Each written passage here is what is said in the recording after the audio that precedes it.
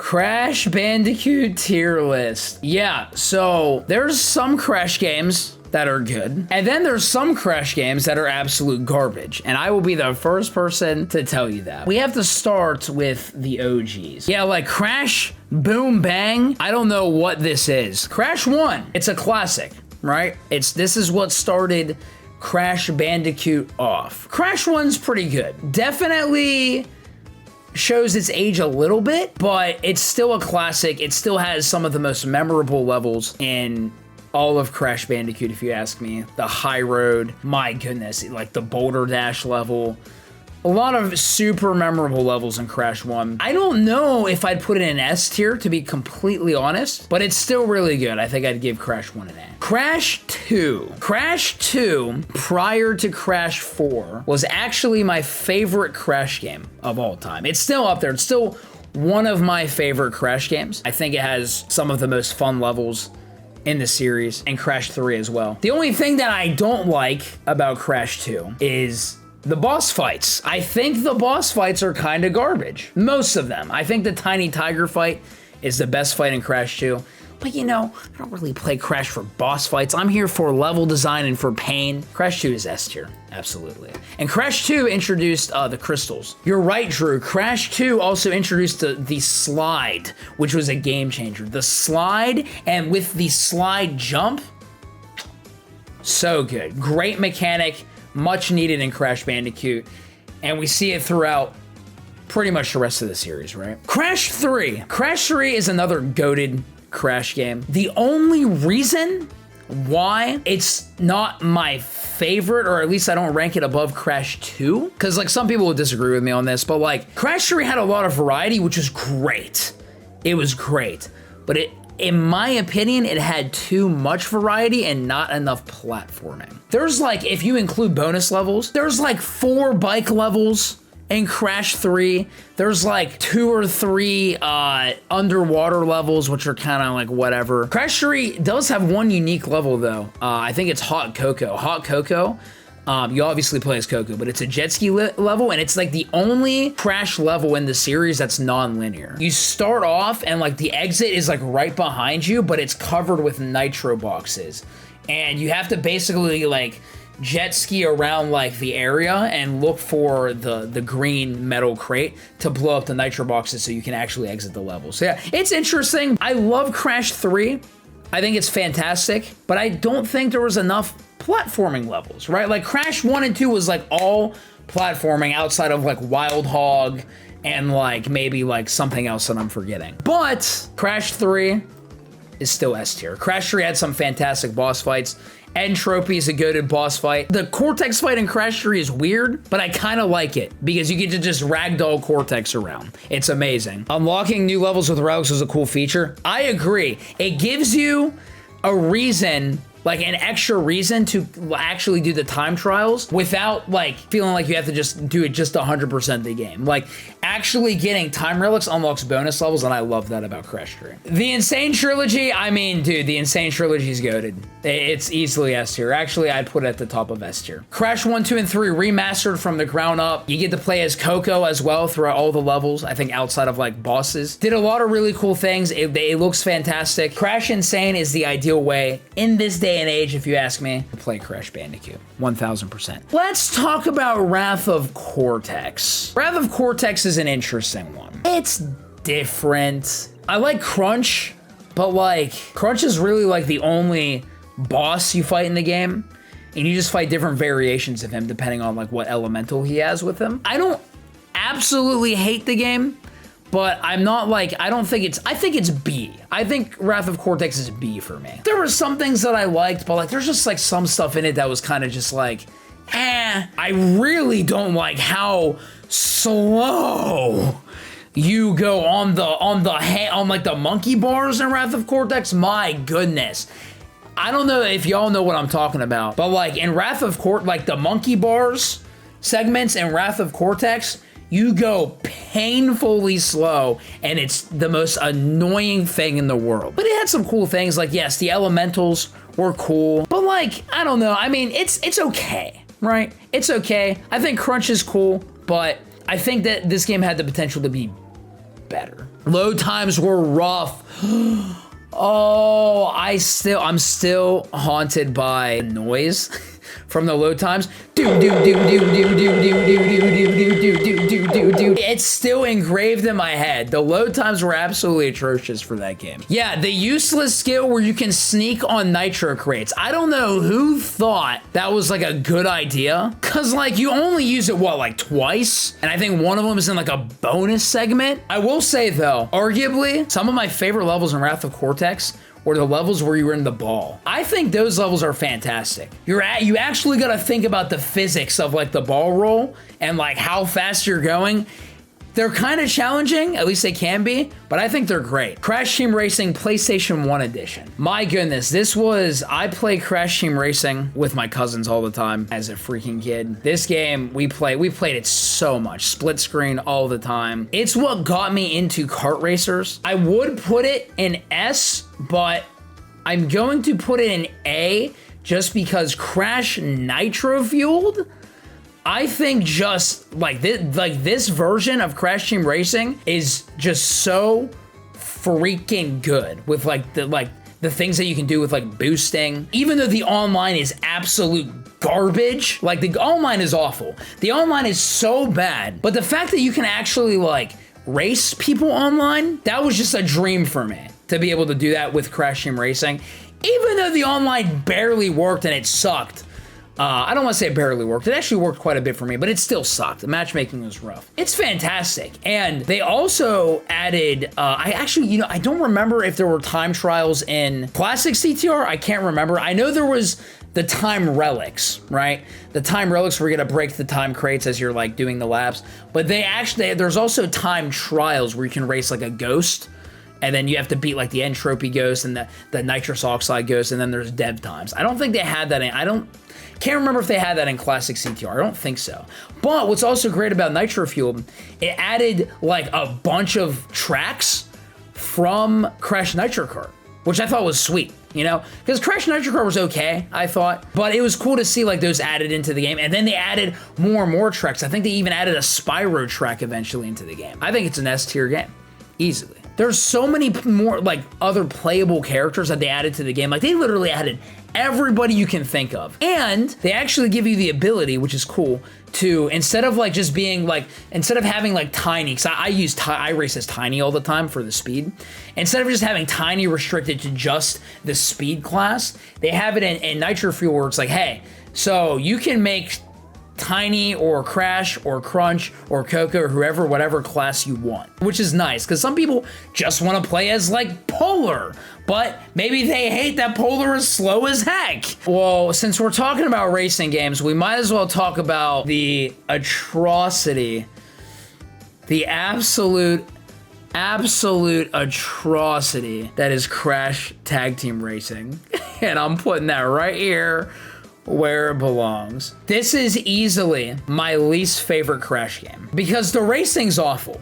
And here's what's funny. This game takes place in an amusement park. And what's cool is there's actual platforming in the game. You actually have to like platform in certain areas of the amusement park to get to certain racetracks. But the thing is, the platforming is actually better than the racing. The racing is so jank. Like turning is a nightmare. It's just not fun. If you want to win every single race in tag team racing, here's all you have to do. You start off the race, because with tag team racing, you can merge, right? The whole gimmick is you merge with another kart, and then there's like one person driving, and then there's one person gunning. If you want to win every single race, as soon as you start the race, you merge with engine, and I think Cortex was pretty good too. Just honestly, anybody. You can merge with freaking anybody. And you just gun down your opponents, you'll win every single race. It's like painfully easy that way. You don't have to do any driving. But it's a racing game, and if the platforming in a racing game is better than the actual racing, ugh. And the characters that they introduced weren't even that good. Easily my least favorite. Well, speaking of other garbage Crash games, let's get, our favorite garbage Crash game out of the way. Wait, where's the other one? Hang on, where's Mind Over Mutant? And there it is. Oh gosh, okay. If y'all don't know what Crash of the Titans or Crash Mind Over Mutant is, it's basically a Crash Bandicoot beat 'em up. I respect deviating from the formula, but a Crash beat 'em up? I don't know, man. Like, you're just going around beating the crap out of people, like literally jacking monsters. That's actually what the mechanic is called. It's called jacking. It's kind of weird, man. But here's the thing, I will say this. Crash of the Titans, although it was weird, and I hated the character designs for pretty much all the characters in the game, I will admit it, and I can't believe I'm gonna admit this. When I first played this game as a kid on the Wii, it was kind of fun. On the Wii as a kid, doing stuff with like motion controls, it was kind of fun. But it's still, it's definitely one of the worst ones, but the child in me doesn't want to give it a D. It's actually gonna put it at C. But the fact that they did it again with Mind Over Mutant, pretty much doing it again, but with like way worse and cheesier dialogue, as if the dialogue wasn't worse enough in Crash of the Titans, that one's easily a D. And I'm assuming the DS versions and the Game Boy versions are exactly the same. Why did they put them on the DS and the Game Boy? I have no idea. I'm just gonna get these out of the way because I have actually no idea what these are. And I don't know if this is this. I know some of these are like mobile games. I don't know. Like there's some of this stuff that I just don't know what it is. Nitro Habit? I've never heard of it. I'm just putting it down here, bro. Crash Bash. This is a game that I have fun with as a kid a lot. Kind of looking back at it, it's okay. It's not great. Because like a lot of the mini games are recycled, a lot of the collectibles they have to get, you're doing the same mini games over and over again, but like sometimes you have a time limit. Or, I mean, I think really the most interesting changes were like trying to get the crystals, because it would just be like you have a specific challenge. I think it's between B and C for me. I think I'd put it maybe at bottom of B. It was fun as a kid. I wouldn't play it again, but I hope if Wumpa League comes out, that it actually is like a Mario Party of Crash, you know? Crash on the Run. This is the mobile game that came out. Crash on the Run is actually really fun. I haven't played it in forever because I just kind of stopped playing it. But it's actually pretty fun. There is a lot of grinding in it, but it's not terrible. You're just on the run. You're breaking boxes, and again, it is very grindy, but it's fun. I put it in B. I put it in B for sure. Crash of the Titans on the, look at this. They released Crash of the Titans on consoles, on Game Boy, and on DS, and it was awful. Pretty much super bad on every single one. What is this? It looks like just Crash 1, but I don't recognize it. Tag Team Racing is automatically D. That's the same. I don't know even if it's the same, but it's the same thing. All right, Crash Twinsanity. Crash Twinsanity gets some mixed reviews. You know, if there's one game that I want them to actually like remake or remaster, it's Twinsanity. It's fun. It's fun, it's hilarious, it's a good time, it's a linear Crash game. The soundtrack is all a cappella, which is freaking fire. It's a good time. The only thing that I don't like really about Twinsanity is like the main villain, the twins, right?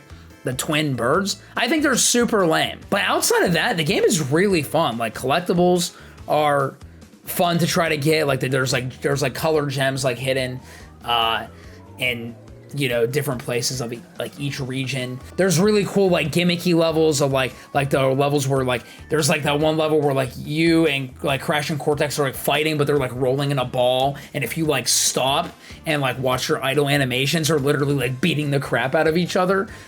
There's like literally one where as you see in the cover, you use Cortex as a sled, which is hilarious. I really like Twinsanity a lot. Twinsanity is A for me. I think it's an A game. I would love to play it again. It's the first game where Crash and Cortex will work together. Exactly. It's an interesting dynamic. A lot of the things that you do with Crash and Cortex is really funny. Spyro has a cameo in Twinsanity at the end of the game, which is cool. I don't know if these versions of Twinsanity are the same as this. I don't know what these versions are, but I'm just gonna put them like down here just because like I don't know what they are. This is Crash Huge Adventure. This was the first Game Boy game that I played of Crash. I think it's a good game. It's a pretty solid game. 2D, side-scrolling. It has like some unique levels. It has some cool bosses. Funny enough, and this might be a hot take, I think I actually liked Entranced maybe a little more than Huge Adventure, and I don't know what it was. I don't know what it was, because Entranced is like the second Game Boy game, like right after Huge Adventure, and that's when they introduced Entrance, but also Entropy was like the main boss. They also had Fake Crash. I think they had a really cool fight with Fake Crash where like you literally had to, like, Fake Crash would do literally everything that you did. He's like the mimic tier of Crash Bandicoot. He would, like, whenever you jumped, he jumped. Whenever you moved forward, he'd move forward. The only way to beat Fake Crash was to basically outsmart him and make him jump, because there's like, it took place in like in a level where there's like spikes coming out of the ground. So you just have to jump in a spot where the spikes were coming out on his sides and make him jump on that spot to beat him. I thought it was good. And I think the entrance fight in Entrance is really cool. It might be a little bit of a hot take. I think I like Entrance more than Huge Adventure, but I think they're both still A tier, at least. Easily A tier. Crash Purple. Crash Purple. It's weird. It's like another mini game. Crash game, and I barely remember the mini games, right? I barely remember it, but this was like the crossover game with Spyro. There was Crash Purple and Spyro Orange. It was okay. I think I'd put it at top of C, realistically, but I also don't really remember a lot of it. I just remember it being okay. It was just like a, you know, again, not a normal Crash game. It's mainly just like a bunch of mini games and stuff like that. There's a worse way to have Spyro and Crash crossover, and they need to do that again. I agree. Just make it better. I can't tell if that says Nitro Kart. I don't know what this says. Because the PS2 version of Nitro Kart would have been like it was okay. I'd also put that up here. The GBA version of Nitro Kart was kind of fun. It's kind of basic. Like whenever you play it, because like a lot of it is just like straight, like there's not like a lot of crazy stuff in it. I don't know. I mean, I'd put it in C. I had fun with it. And then Crash Bandicoot 4, you know, again, like I said earlier, before Crash 4 came out, it was between like Crash 2 and 3 for like my favorite Crash games. But Crash 4, basically there are references to every single Crash game in Crash 4, even the bad ones, right? Even the ones that suck, even the ones that people don't remember. And I think this game has some of the best, honestly, some of the best levels in the series. Easily some of the best boss fights. I think Crash 4 is the best engine fight in the franchise. And has maybe the best entropy fight in the franchise. It's so good. And the Cortex fights are really good too. The Quantum Masks are a fun little gimmick. Multiple playable characters. You play as Dingo Dial. You play as a new version of Tawna. Of course, you can play as Coco. They brought time trials back. They added perfect relics, which means you have to break all the boxes in the level without dying. Tons of collectibles. This game is a nightmare to 100%, especially 106%ing. But my goodness, it has, I think, some of the best platforming, some of the best bosses. And I would argue that it is maybe the best Crash game of all time. It's S tier, 1000%. It's easily my favorite, if not the best. It's so hard, but it's so good. And the story, like the story was fun. The story is fun, and there's like an actual story, and like, it's a good time. It's a great time, man. Even the Crash memes, even the memes are referenced. And multiple skins, multiple Crash skins. So fun. All Crash games are hard to complete. They are, but Crash 4, without a question, is the hardest. Flashback tapes, yes, I forgot about the flashback tapes. The flashback tapes, oh my gosh, dude. Not only did they add like extra bonus levels, because they kind of acted as like death routes. They acted as the equivalent of death routes where you had to get the flashback tape, you had to reach a certain area without dying, and then you would unlock a level. But it actually gives you lore on Crash and Coco. Like, it's literally, it takes you back in time to 1996, whenever Crash 1 came out, and it has you, like, literally, it's Cortex, like, experimenting on Crash, and it, like, it actually shows, like, funny enough, Crash's backstory, and also, we get some really interesting lore about Coco, too. The reason why Coco is so smart, and you find this out doing the flashback tapes, she was put under Engine as like his protege, right? Like his apprentice. She like studied under Engine. That's why she's so smart. And that makes like the Engine fight in Crash 3 between Coco and Engine actually so much more impactful. This is objectively the most accurate Crash tier list you'll ever see.